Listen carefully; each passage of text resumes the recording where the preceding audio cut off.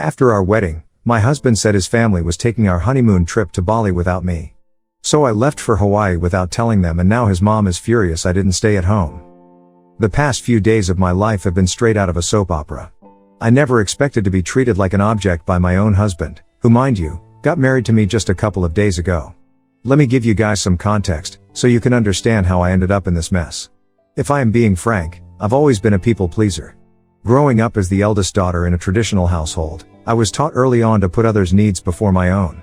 My parents were loving but strict, and their expectations for me were high. I was the first in my family to go to college, the first to get a well-paying job, and now, I was the first to get married. My parents were proud, and I felt the weight of their expectations more than ever. Almost 2 years ago, I met James, 29M. He was charming, kind, and everything I thought I wanted in a partner.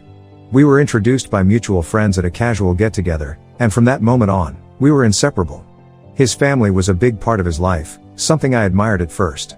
I was raised in a small, tight-knit family, so I understood the importance of family bonds.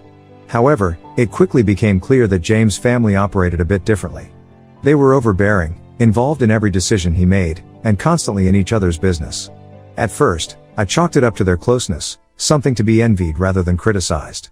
But as our relationship grew more serious, I started noticing how James would often put his family's needs before ours.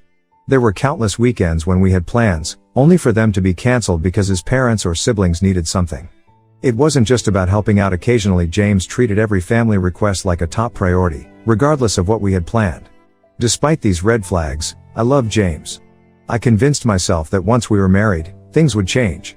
After all, we would be starting our own family, right? I assumed that once we tied the knot, James would naturally prioritize our relationship. I couldn't have been more wrong. The wedding itself was a beautiful but exhausting event.